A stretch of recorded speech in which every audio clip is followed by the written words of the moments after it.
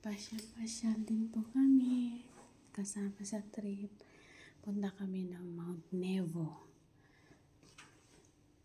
Yan po ang Mount Nebo. Yan po. Dito po makikita yung tungkod ni Moses.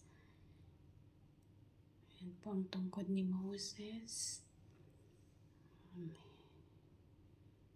Enjoy much ang barkada. Ayan, kulitan.